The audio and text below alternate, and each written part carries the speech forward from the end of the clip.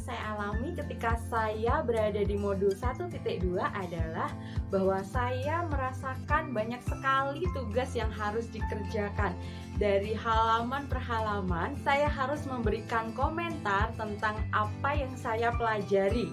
Selain itu, saya juga harus memberikan komentar untuk teman CGP saya yang lain dalam satu kelompok, dan hal itu cukup memakan waktu dan memakan tenaga, menguras tenaga yang saya miliki. Itu yang saya rasakan ketika saya belajar di modul 1.2.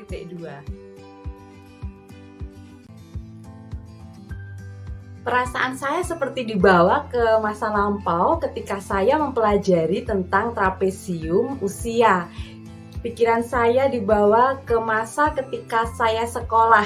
Waktu itu sekitar umur 4 tahun, saya mengalami hal yang positif sekali karena saya memiliki guru TK yang luar biasa baik dan perhatian kepada saya.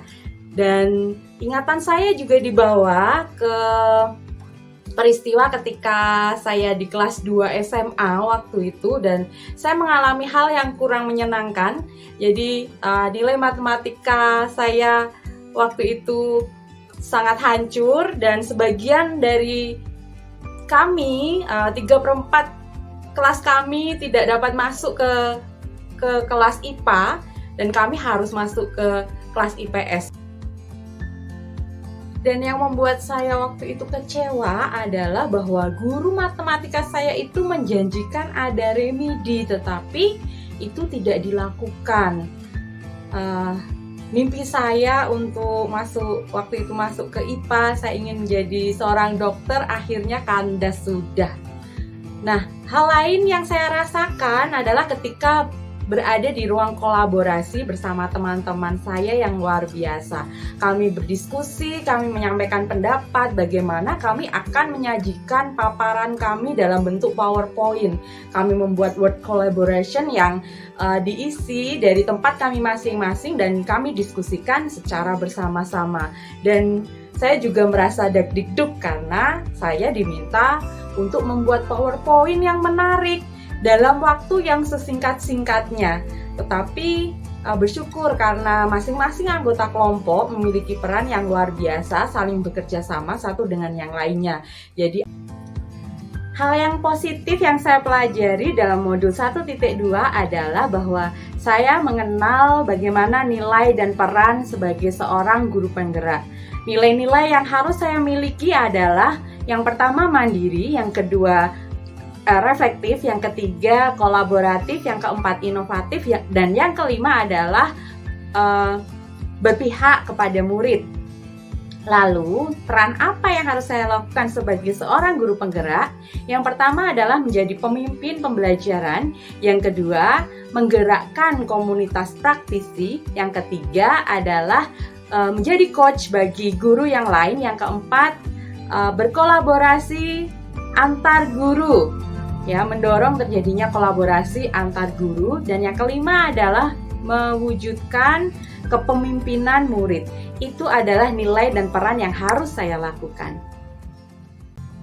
Hambatan yang saya miliki ketika harus mengerjakan tugas-tugas di guru penggerak ini adalah bahwa ada banyak sekali pekerjaan-pekerjaan yang lain juga yang menjadi tanggung jawab saya, sehingga kadangkala saya mengalami kesulitan di dalam mengatur waktu yang saya miliki.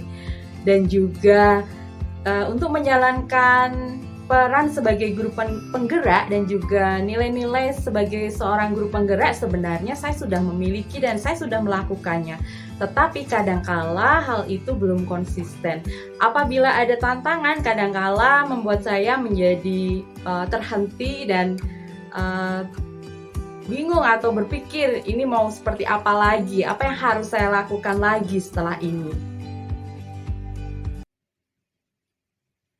Ide yang muncul setelah saya mengalami hal-hal itu adalah bahwa sepertinya saya harus membuat buku catatan kecil yang berisi tentang tugas dan tanggung jawab saya beserta deadline-deadline yang harus saya ikuti supaya saya dapat mengatur semua kegiatan saya dengan lebih baik lagi. Dan juga saya harus tetap semangat untuk melakukan nilai dan peran saya sebagai guru penggerak ketika saya berada di dalam kelas saya ataupun saya berada di komunitas di sekitar saya. Begitu yang saya pikirkan untuk supaya saya dapat memperbaiki apa yang sudah saya lakukan selama ini. Dan untuk modul-modul selanjutnya mungkin saya juga harus lebih mengatur waktu saya dengan lebih baik.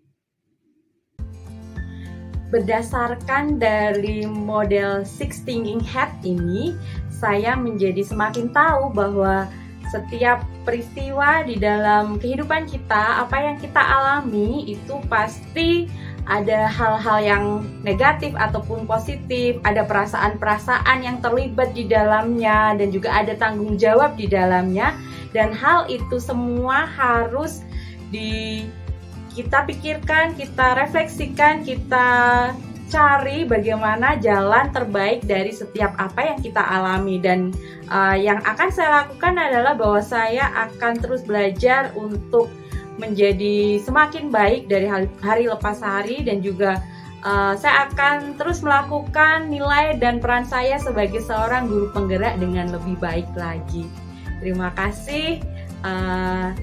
Itu yang dapat saya sampaikan di dalam refleksi saya di minggu keempat ini. Mari kita bergerak bersama demi Indonesia maju. Salam bahagia selalu.